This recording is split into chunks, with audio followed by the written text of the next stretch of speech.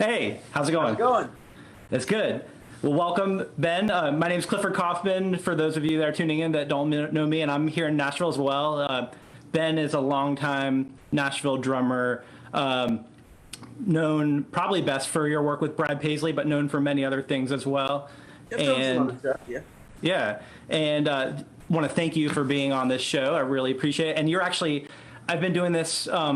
This started as years ago. I would take lessons with drummers who I admired and then interview them, and I didn't really do much with it. And then when this whole lockdown quarantine thing started, I started doing these live streams and just having a lot of fun with it, and have just continued to do it every Friday at 3:30 Central Time, and it took shape and actually has a name, and I actually have a logo. So it's now Clif Chats. So you're the first guest on Clif Chats. So Clif Chats All with Ben right, new Sesar. logo, new name. I love it. Yeah, Great. new rebranded. But anyway, thank you so much for being on here. Yeah, And hopefully some drummers will get on, and if they have any questions, they can chime in and ask. I'll keep my eye on the Facebook. absolutely. Um, and also usually I'm in my studio, but my wife got called back to work at MTSU, and so my son's over here watching. And, Hello. Yeah. that's Riley. Hey, right. Riley's 3. So anyway, we can really talk about whatever you want to talk about. But I was curious about Morristown, New Jersey. That's where you're Huh. from, correct? What was Yeah. it like growing up there? Oh, it's a cool little city. Actually, there was a big active music scene there. Uh, There was no shortage of like really great musicians to learn and play from with. Sorry, and even in the nearby towns, surrounding towns, Parsippany, Rockaway. There was a very cool interconnected music scene there. You know, little venues for a place that was a suburb of New York. You know, it was 45 miles west, quite in the suburbs. uh, But still, it was a very cool sort of stomping ground. You know, place uh, to stow your musical oats. You know. yeah. So would you go into New York a lot? And if so, when would you start? When did you I start mean, doing not that? a lot. No, because I mean, yeah, I would go for leisure. Hmm. We would go, but by the time we'd go see concerts and stuff. But it's hard to know a lot because I mean, we grew up near there. We had relatives. We would go in and visit relatives and things like that. But by the time I was able to sort of, get out and go to the city on my own, it was almost time for me to go to college. Uh, So, I definitely did some music type journeys there, but I wouldn't say it was like all over the place. You know what I mean? hmm. Yeah. Yeah. Do you remember the first time you played a drum? Played a drum. Yeah, or a drum called to you or whatever. It was more like, yeah, I think so. I think it was when, my older brother he played guitar, Mm. and he was 6 years older than me, and boy, watching that, there was a whole music scene going on when I was a child. Looking up to him, there was this whole other thing going on. I think, yeah, when I guess the band, there was a period where his band would practice or keep their gear at our house. And there were a couple times where I went and sat on the drums and played. I had to be like 9 or 10, Mm. something like that. It was really cool. I think he had an old Rogers kit, like a white satin. There's pictures of that somewhere, that very kit, Oh, cool. from my childhood. I think I was about 9. Do you remember that vividly, or is it kind of a vague memory? It's more like You know those, when you take a photo on your iPhone and it's live view and you hold it down and the picture moves for about 2 seconds? Mm-hmm. It's like that. Okay, interesting. Yeah. So it's not quite a snapshot, but it's not quite a long video. It's like about a 3-second clip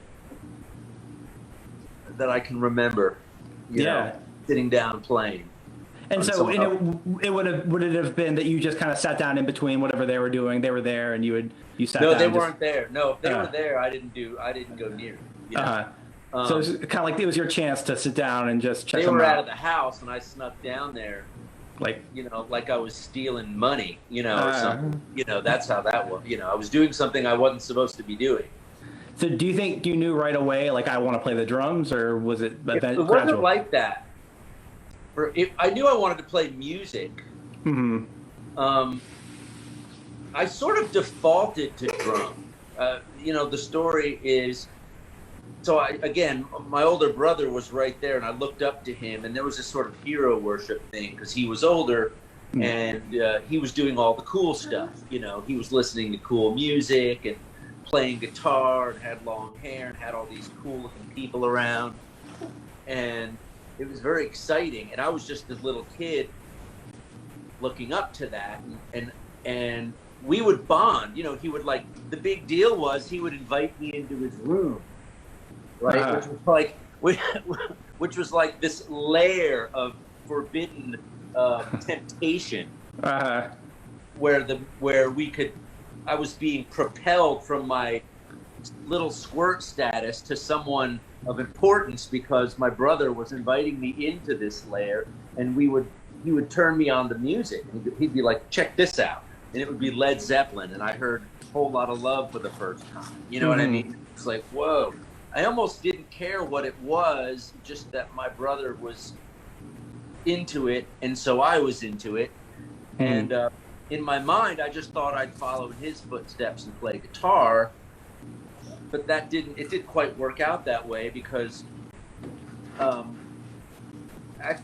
guess I sort of had to go through the public school system. I think that somewhere in my memory, it was like, okay, if you're going to go through music, that's the vehicle to get there, the public school system. Like concert band, that sort of thing? Right. So when I remember this very vividly, like a movie.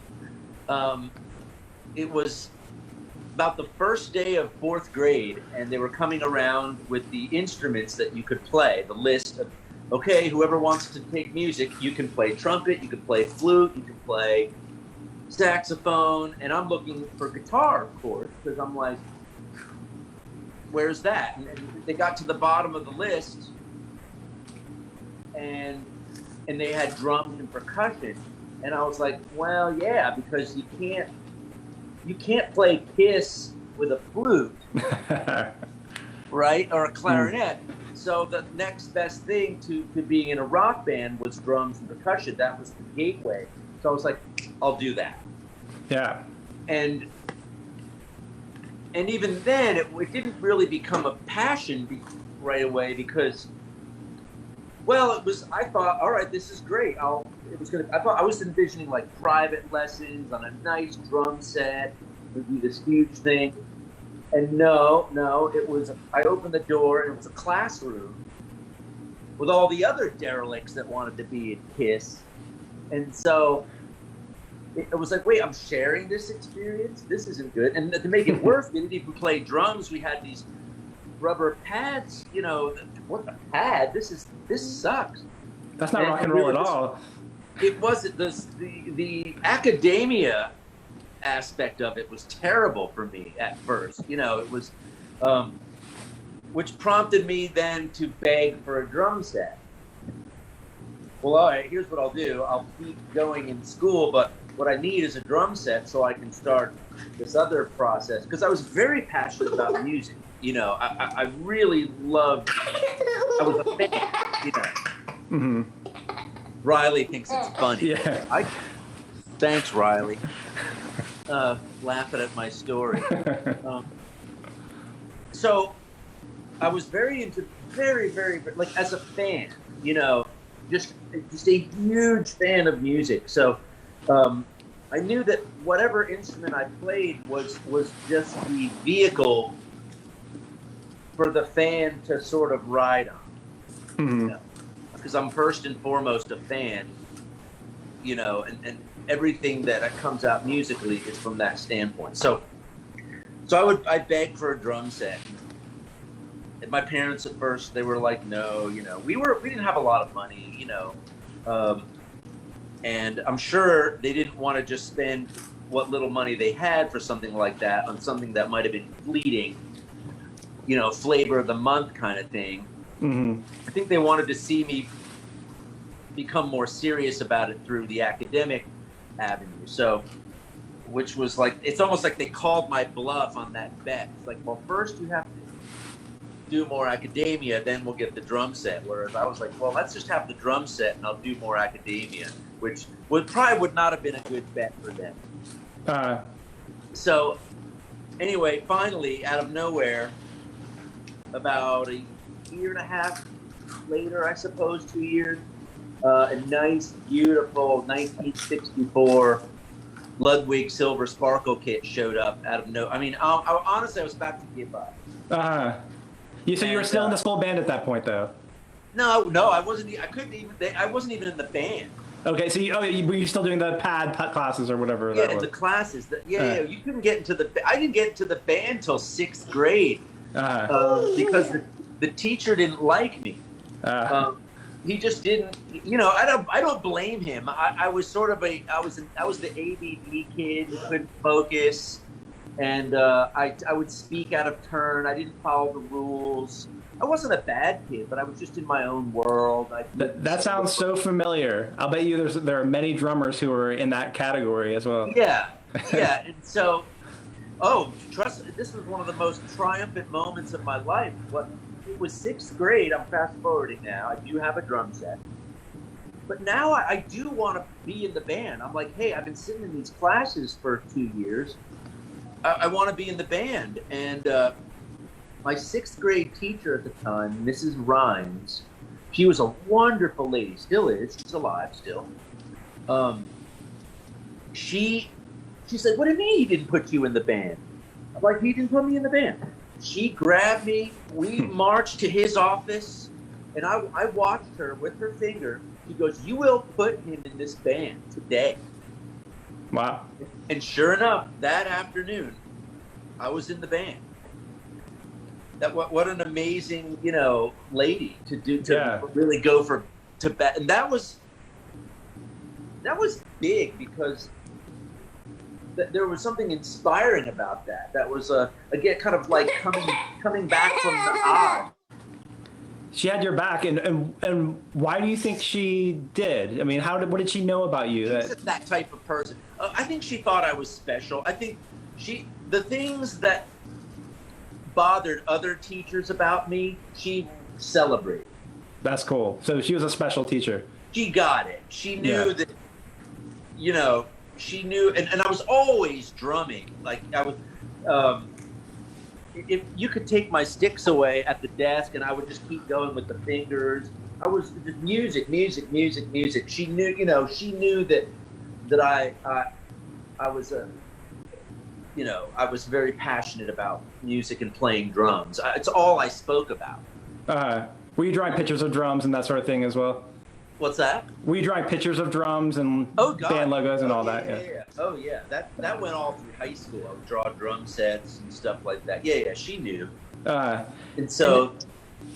Yeah, so when you finally got the drum set after 2 years of playing on the pad, how long before you found that yourself in a band, and how did that all happen, and what was that band like? In a band, okay, I would say. Oh boy, I've never been asked these questions. Okay, so I'm just sorry. The timeline is. No worries. And I it doesn't have to. Say, let's say 2 years later. Say age of 13. The drum set came around 11. Were you taking lessons at that point when you got the drum set? Were they like you have to take lessons or? I had some. Yeah, there was a local. Yeah, I had a couple local guy. I still have my book the little book he wrote stuff in for me. I didn't really take that much. Again, it was too academic. It was too. He didn't relate the stuff to actual music. It was just exercises. Yeah. And so as a kid, it's like, what am I exercising for? Yeah. He didn't put the context into the material, so I got lost. I did get another teacher around the age of about the age of 13, who I stuck with for about 4 years. He was cool. Same thing. A lot of just what I call prescriptive type teaching. Prescription. It's like here, just take your medicine. It's good for you. Just take it. It's like, why am I doing this? But you stuck with it. Shut up, and don't just do it. And so, and then the one cool beat he could play. He had this one thing he did that blew my mind. And it was very simple. It was it sort of sounded a little like 50 Ways to Leave Your Lover, that kind of just real groovy. And I was like, it sounded like, because all the ghost notes sounded like 3 drummers to me at that age. It sounded like, how is that even possible? It's like magic. And I'm like, hey, show me that, show me what that is. And he wouldn't show it. He's like, no, I'm not going to show you that. And I was like, okay. And so about 4 years of that. And so I never really had, and even through college, I've never really had a mentor, or something. And the difference for me between a mentor and a teacher is that a teacher is someone who teaches like conceptually, this is what everyone's teaching and this is what you should know. And they don't necessarily put themselves into the experiment. They're teaching from their mind. Mm-hmm. And then like a mentor is like, no. I put myself into the experiment and I am teaching you what worked for me. And I see something in you and I want to help. Let's grow this thing, this light, this gift you have. Yeah. And I've never had anyone like that. Even in school. And I consider myself, self-taught. Even though you went to Berkeley and you did. Because Berkeley, it was just cookie cutter, man. No offense to Berkeley. Listen, it may be totally different now. You can't speak to what it was in the late 80s to what it is now. I have no idea what it's like now. So, but for me, at that time, it felt very, and I did the work. I did everything I had to do, but there was always that yearning to have that personal connection, that guy who takes you under his wing. You hear about like Ed Soap. Yeah. Right, or some of these guys at these schools who would do that who are known for that kind of thing. I just never found that kind. I'm still open to it, honestly, I still kind of yearn for that, but it is what it is. I'm content with being self-taught as well. There's no lack of information. Yeah, I relate to a lot of what you're saying because I felt that way too, kind of looking for a mentor, but like, I have to pay this person and they're really just teaching me. They're not, right. So I can relate to that. So there's a lot that I want to ask you, but just curious about the timeline between getting the drum set, then what was your first band? And, oh, right. And so then, the first and then, band, and were there other bands between that and Berkeley? Sorry, go ahead. So I'll try not to be so long-winded. You're good. The first band was just me and my buddy, and he played a Casio keyboard. There was only 2 of us in the band. We didn't even have a bass player. We would go to his. We'd go on these weekend trips to his dad's house in Pennsylvania, and we would load up the car with my drums and his keyboard, and we would go into his basement for hours and just write music, just the 2 of us, and we would record it on the little, cassette I still have one of those, Oh, cool. and I'll never release that to anybody because on this particular tape, I'm professing my love to this girl that I had a crush on at the time. In between takes.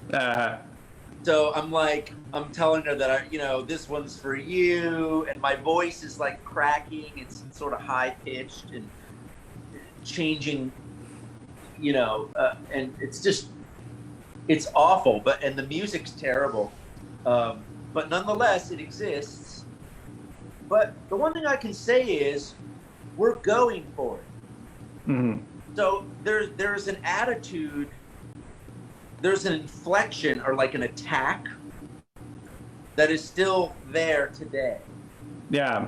I can hear that recording and go, yeah, that's me as a little seedling, and I take a little bit of pride in that aspect developed and didn't get squashed somehow. It's a very like raw, edgy,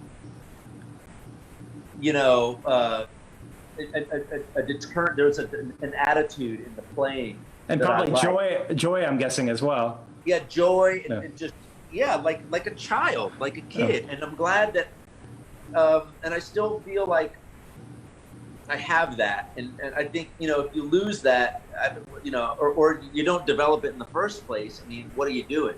Yeah. So, so you playing this duo, and then was it that duo to Berkeley, or what was in between? No, there was a transition. So we did end up getting a guitar player finally. Still no bass player for I don't know how many months. There was a year maybe, but he elevated it near the end. So I would say by the time I was 15, we hit our peak. I was starting high school. So this duo / trio thing was more like a junior high, 7th and 8th grade. Once I got into high school, that hit it. We did get a bass player finally. We played at one of the Battle of the Bands. Again, it was terrible. We tried to do some Rush songs and stuff like that. I have that on tape as well.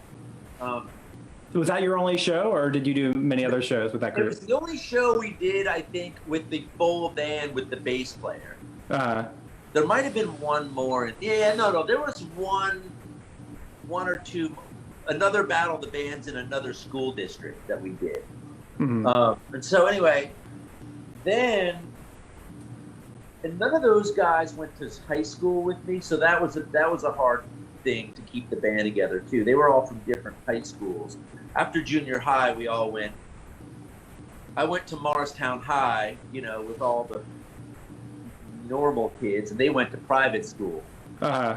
So then I started smoking a lot of weed and stuff like that, and then playing with all the hippie kids. Like jam band sort of thing? Band, yes. Lots of improvisation? Lots of that, and really, but it was cool. I mean, we were really, and that's where my head was at anyway. And were you playing lots of shows at that point when you started doing that sort of music? Yes, parties. You can't really play publicly at a club doing that kind of stuff, though. And we were still kind of too young to be playing in clubs, so we had lots of parties, and honestly, at that time, our rehearsals were gigs. You got to realize, like, getting together just to play music at my house was an epic event. Yeah. You know what I'm saying? That was the gig for me and these guys. We would, it was we weren't thinking yet, like, I mean, yeah, obviously do gigs, but it was like, when can we get together to play music? And playing music was the release. We didn't practice, we experimented, and then the things congealed, became arrangements. It was very organic. I definitely have recordings of that stuff too. What was the band name? We called ourselves Bluefish. Okay. The Bluefish. The Bluefish? Yeah. When you finally were at Berkeley, what kind of music were you studying there? What was well? I was trying to get into jazz because that was sort of the mysterious, cool music that I didn't understand that everybody was into, and it was a whole new world for me. So I was going deep, as deep as I could into that. But again, I needed that. It's hard to take kids like me at 18 with all the drive and the desire in the world, but I had no exposure to jazz until Berkeley. And then sort of I was just released into that whole world I didn't know where to begin, because I'd never been I always led with my heart musically. So anything I was a fan of, that's what I ended up becoming good at. So I don't know that I was a fan of the music right away as far as jazz. I was intrigued by it. I was like, okay, this feels like is something I would want to play because of the freedom. I loved the freedom. And I didn't realize, no one explained to me, well, that the freedom is happening within the context of form. So it's free, but within a form, and that's what makes it interesting. And so I was flailing a little bit when it came to jazz. So while I was finding my way with that, I was still just pursuing whatever kind of pop and rock music I could get into. On the side from school. Just on the side, in school, all over the place. Like I was gigging right away. Like I sort of stepped out pretty quickly and found people. I'm not kidding. Like within a week, I was playing out of school. Because I felt like again the school was like a microcosm of the real world. So I was thinking, why not be in both worlds? And so at that point I was 18, 19, so I'm ready to play. So I took gigs out off campus all the time and did stuff. But then I eventually got with some kids who were doing both, who were like locals, but they were also going to school. So those are the kids I ended up with, So we would practice and do things at school, but we'd also take it out into the city. Yeah. So that was an interesting time for me. Do you think you could have ever imagined yourself playing country music at that point? Nope. Though there was a seed. Well, the problem is, at that time, and this is my own ignorance, because country music, at its core, is a beautiful style of music. Depending on how far back you want to go, but at the time, I just couldn't get it, man. My mind was too narrow. I was too much wanting to rock out, and it just looked like goofy dudes with hats. But I looked goofy. I was a goofy dude with long hair and a leather jacket, so it's not like, you know what I'm saying? It's all goofy, I suppose. Yeah. So it sounds like the longest you've ever been in a band has been in being in a band with Brad Paisley. Is that correct? Oh, that's the longest relationship I've ever been in. Are you kidding me? Yeah. So how has that evolved, and what does that look like? Starting out with setting up your own drums to the point now where you all are, where you're playing huge venues, stadiums, and like also how technologically has that changed? How has your locking in changed? All those things. What does that evolution look like? I got to pick which. That's a lot. Too many aspects. Yeah, which aspect should I focus? Well, I guess start with just starting out, like how interpersonally and like playing wise, how did that evolve? Well, Brad and I were the closest in age when we met. We're only 2 years apart. I'm 2 years older than him.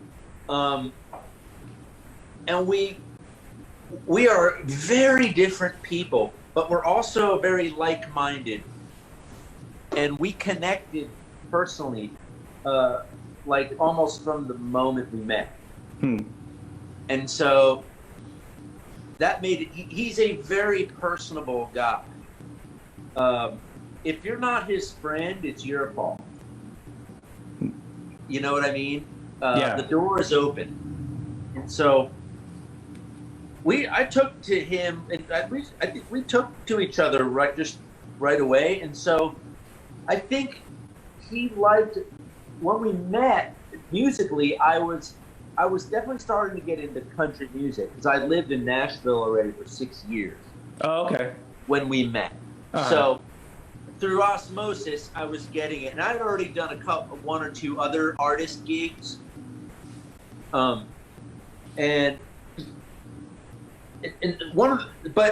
when we met musically, it was interesting because I lacked the finesse of the music that he grew up listening to.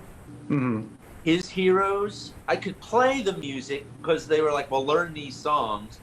And I could learn them, but I was lacking the refined dialect of the music he was playing. I was coming in kind of heavy-handed, but that's also what he liked about me, because he also is a very aggressive player. So he liked my aggression. He liked the fact that I would listen to him, and we would jam.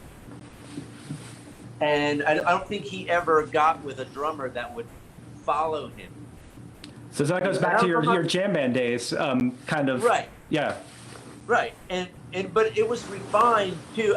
So I had in those early days, I needed to go back and get a schooling on the nuances of country. And how'd you do that? And I did, because I knew that the gig depended on it, and I wanted to keep the gig. And so I hunkered down, took myself back to school. Just listening to records, playing along to records, that sort of thing? Yep. But I'll tell you, the moment it clicked was not when I figured something out on drums, was when I figured out, again, how to be a fan.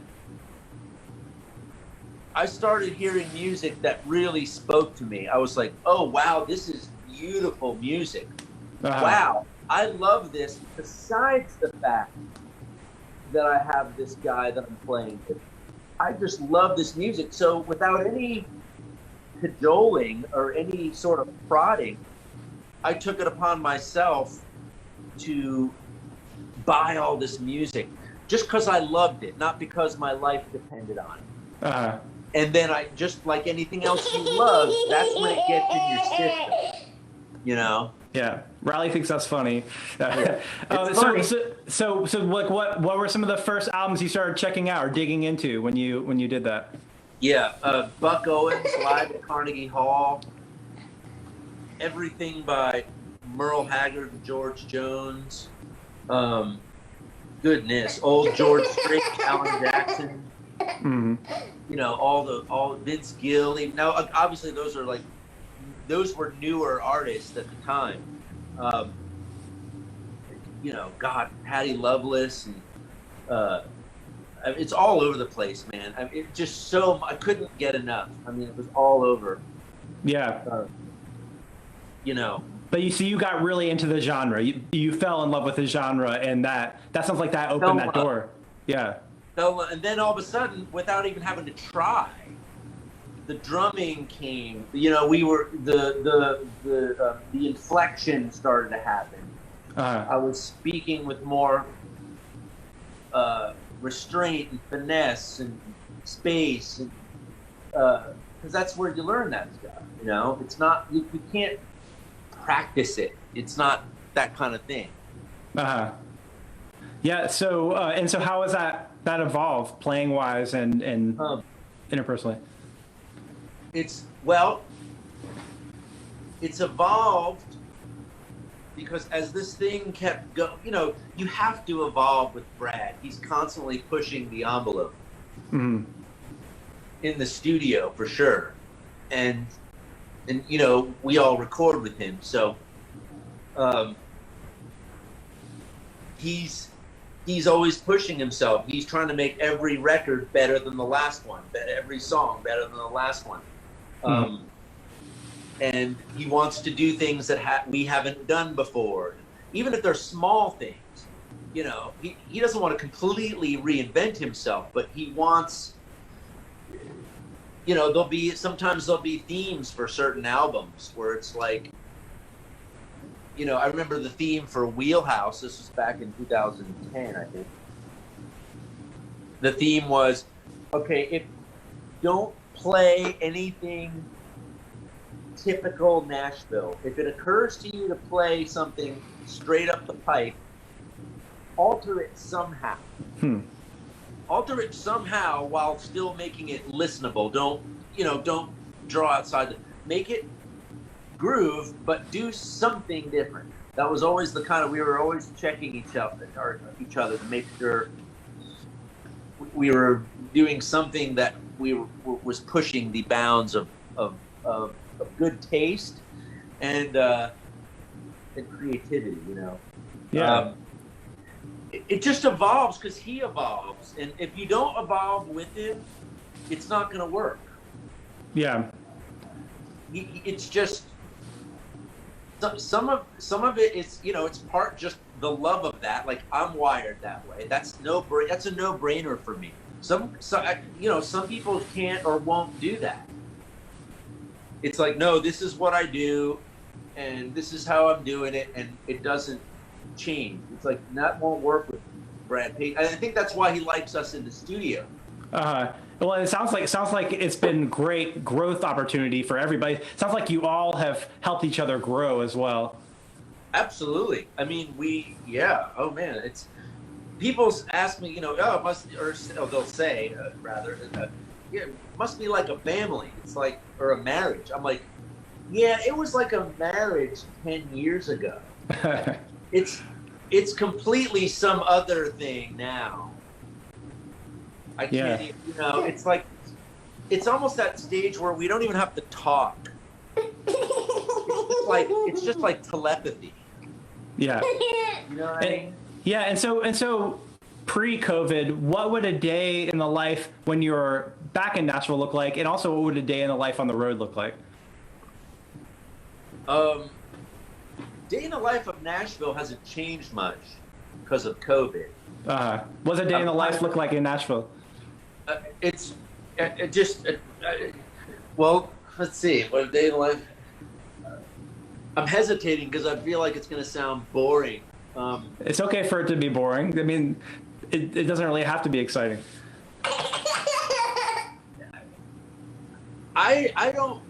The things that excite me just don't excite the rest of this town, I suppose. Well, I know you do visual art. You do art. You like to cook, and your fitness. Those are some other passions of yours. That takes up a lot of time. Oh yeah. That's pretty. You pretty much nailed it. Are you doing those things every day? Do you do those things every day? Yeah. Mm-hmm. No, I'm not painting as much as I used to. I'm contemplating. It's weird. I don't try to force it. There was a time where I was like, I want to paint, and I painted. Mm-hmm. And right now I'm not feeling painting for some reason, so I'm just going with that. So it sounds like you operated that way for a long time, where you kind of go with what you're most into. Is that true? Yeah, but when I'm into it, I'm all, it's all I think about. Yeah. I'm very I just don't want to. I'm always mindful of forcing something that I don't need to be doing. Obviously, there's things like I've got to go weed the garden. The things obviously you have to take care of things. General maintenance, for sure. Of course, you have to do stuff. But as far as interests and things like that, right now I just don't feel like painting, so I'm not painting. Are you playing the drums every day, or do you pick up the sticks? I try to pick up the sticks every day. I don't know. That goes through phases where I play more, and then I really need to have a context, like just practice. I used to be a consummate practicer. I practice all the time, and now I'm just sort of. And if I'm being honest, I don't know what I'm practicing for. Yeah, and you have the chops that you need, so it's not like you're at a stage where you want to get more facility so you can execute what you want to execute. Because I don't have a musical outlet for it right now. And I'm not, what am I going to do? Play to Instagram tracks? Like, okay, here's me shedding over some odd times. Like, there's thousands of people that are going to do that better than me. And it doesn't interest me to do that anymore. But if there was something that came up that was, I'm just not going to look for opportunities to do something so that I can post something. It works in reverse for me. I post something because I did something that I like. Yeah. You know what I mean? And so there are rarely I'll do if it's been a long time since I've done like a drumming thing, I will say to myself, all right, you know what, you need to do something drummy, just so people know you didn't quit or die, or you're still here. Yeah, for sure. Once in a while I'll churn something out for that reason, but for the most part it just doesn't appeal to me to be an internet star. Yeah, well, that's understandable. And also, I mean, you're also at a point in your career where you can pick and choose a lot more, whereas other people maybe don't have that luxury. So what are some things that you have been wanting to focus on over this time, or has it? And also, what are some things you've been wanting to focus on or been getting into? Like musically? Or no, just in general during this time with being at home. Yeah. I mean, definitely, like, the cooking thing has gone nuts. I'm cooking a lot. Like, I post about it, but I'm cooking way more than I'm posting about it. I've always done that, by the way. That's not a new thing. I've been in restaurants since I was 15. Okay. If you were to own a restaurant, what would it be named, and what would you cook? What would be your offer? I thought about the working title is like something around like the concept of bowl food, where it's like yummy meals just only in bowls that are just. And then the seating wouldn't necessarily be like square tables. It would be more casual, like living rooms. Where you can have your bowl and maybe put your feet up on some. I love eating that way. Everything in the bowl is the most delicious thing you've ever had. Yeah. And you can eat casually, just like I am now. And so the restaurant would be themed that way. It'd be circular in some ways. No, it would be just casual, like just relax. Yeah. It would be just like a table, some, the seating would be like couches and love seats and maybe chairs with footrests or something. I don't know. Yeah, and what would be like? What would be an item on the menu? Like what would be in it? There'd be topics of menu. You'd have different kinds of soups and stews. You'd have like fresh homemade pastas. You'd have like curry dishes. I'd have like Moroccan lamb couscous and then jambalaya and paella. Green chili, pork chili, you know what I mean? All kinds of just anything that could be served in a bowl. That's a meal. That's like one meal. And so is that the sort of thing you're cooking right now? Those sort of things? Yep. I don't know. I do tend to grab, like batch foods that are made in batches. Yeah. Ramen, obviously, right? You gotta have a good ramen, So I'm very capable of doing plated, 3 or 4 course meals, and I do that as well. But that's not really where it's at. 1 or 2 courses, a good bowl and a side of something, maybe. Yeah. And so when you're on the road, how do you eat on the road, and how do you keep it healthy or relatively healthy? Well, it's just I'm a large proponent of the laws of thermodynamics, which is calories in, calories out. So does that mean you pay close attention to your caloric intake? I do. I've done it enough to where I have a pretty good idea about it. So I can just about gather. So I don't worry so much about what I'm eating. I just think about how much I'm eating. Okay. That's going to be the healthiest way. Because if I can stay lean, if I'm not weighed down by a lot of excess fat, I'm going to be healthy. Yeah. Because of the other aspects of my life. I'm 50. So if I'm 50 and I'm lean, and I'm not eating on any garbage, that's working for me so far. So yeah. So, but on the road, it's tempting because there's all kinds of stuff, but there's plenty of opportunity to eat clean because we have our own caterer, and there's no excuse, honestly. Like, it's probably a lot easier now than it would have been 20 years ago. Oh, absolutely. Oh yeah. On some of those fair days where it's like, here's your white bread and, flat, sweaty meat. That sounds really appetizing. Flat, sweaty meat. Yeah. Nice. And so on the road, and like, what kind of gigs? I'm guessing at this point it's become pretty like, well, I don't know if routine's the right word, but when you were working before COVID, obviously, what sort of gigs are really exciting or would make you nervous?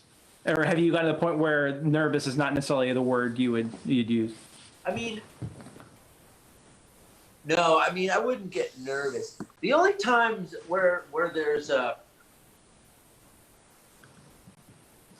sometimes whenever we do a gig like in the LA area, when you do a gig in the LA area, all the who's who people come out.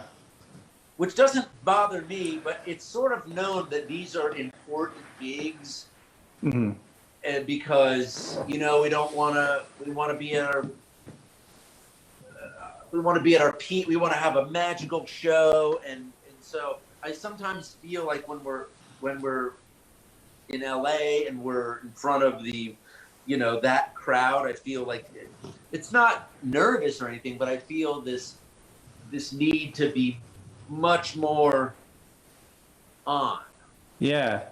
Have you ever read the book Effortless Mastery? Oh yeah, absolutely. Not only have I read the book, but I have. There's a DVD series. Oh, okay, I haven't seen that. Kenny Warner, who wrote that book, is doing every other Wednesday. There's now an Effortless Mastery Institute. These big like Zoom calls where he's brilliant. He is, and so I've been every other Wednesday doing that, and he's worked with me a little bit on some things, which has been really cool. So as far as the when you do have those are you someone who meditates or practices breathing or anything like that? I've done a little bit of that, but to your point, I've taken a lot of his advice to heart. I don't. One of the takeaways is that you don't do battle with whatever you're feeling. So if it's I sort of accept where I'm at. So if we're playing a show and I'm not feeling great, I let that pass. Or I'll even play to that theme. I won't be like, oh, it needs to be great. I won't do combat with it, like dark and light.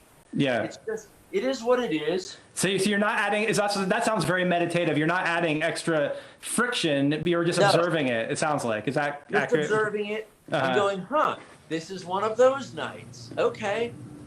It's okay. It's still better than, most of the nights, right? It's just, we almost don't have a bad night.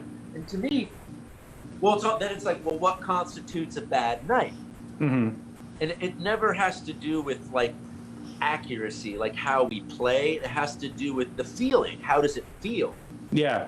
Because we could be perfect and still not have a good vibe. Yeah. And yeah. so, and the opposite is true. We could be a little loose, but feel amazing. And I trust that. And at any given day, our margin of error is very small.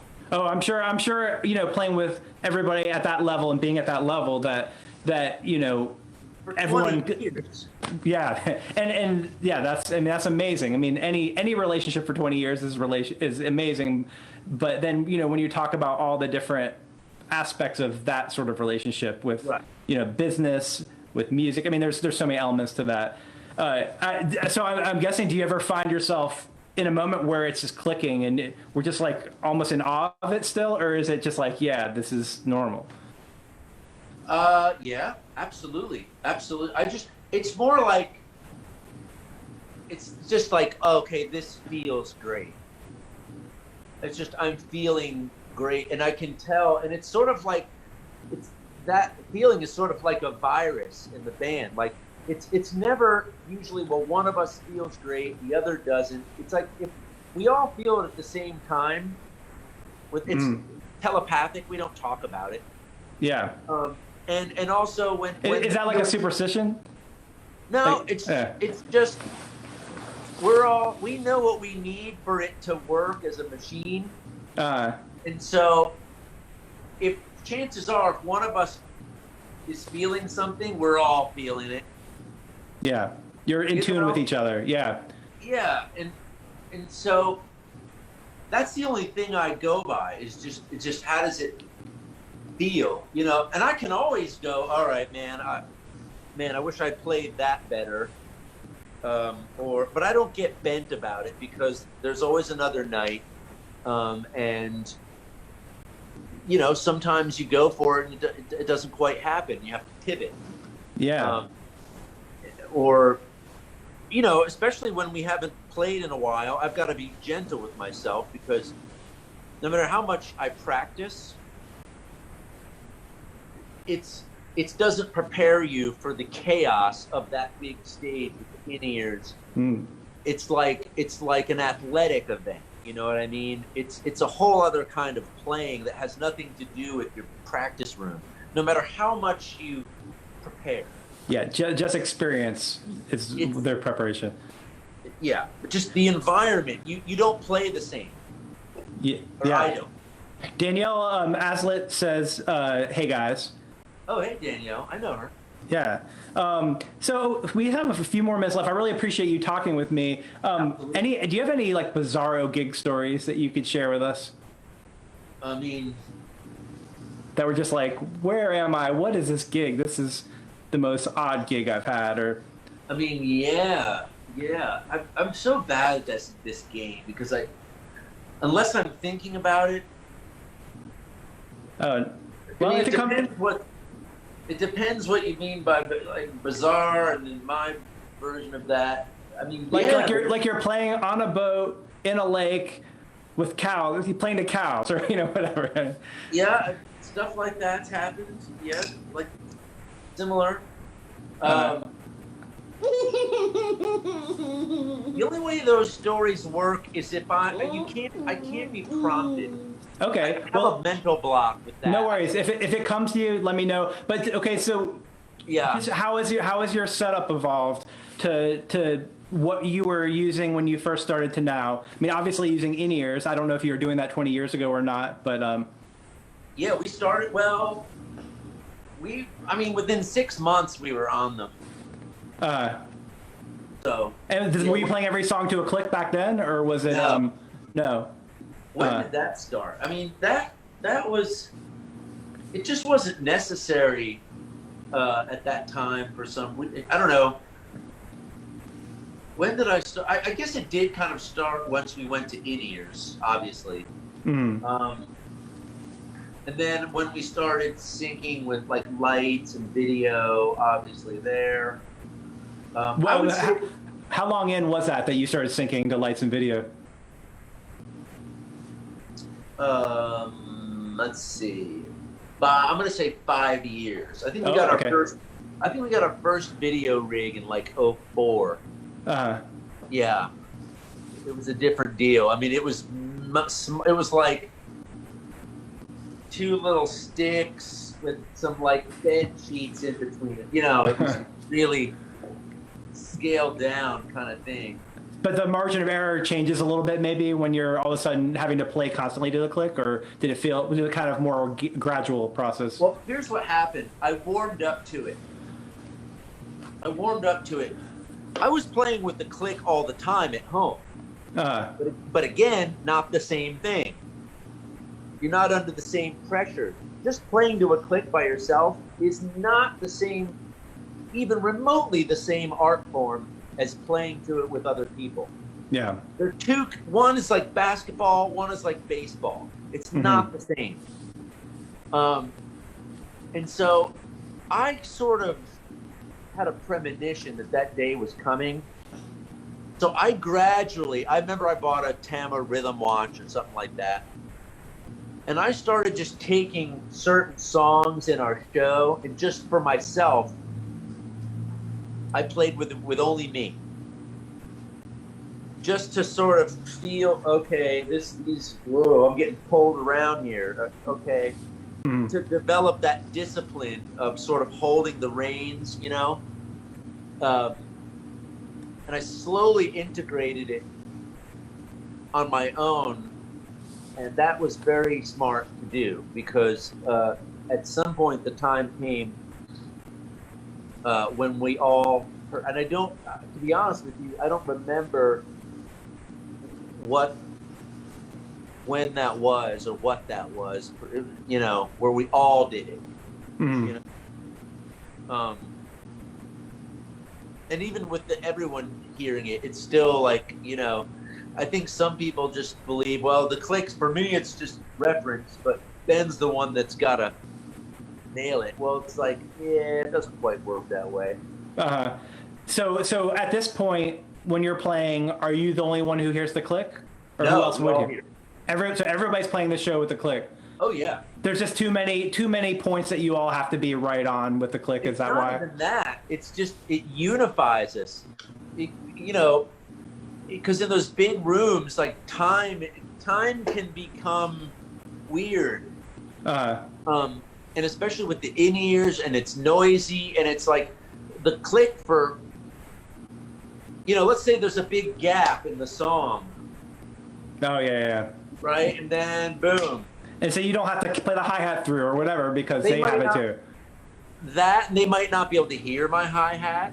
Uh-huh. We don't want that kind of sound, because normally there'd be no space. That we don't want the audience to hear Yeah. You know, it's just, we do count-offs that way too, so there's no like stick projection.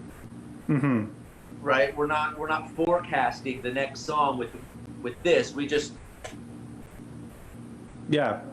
And so are you the one who's starting songs, or is there someone else starting at this point? We have a system where it depends. If the song has, well, we don't use a lot of tracks. We're not a heavy track act. So, but we do have some. So if it's a song that has tracks, our keyboard player will start it. Okay. He's got the Ableton rig. Yeah. If it's a song that is heavily synced to video, the video will fire it.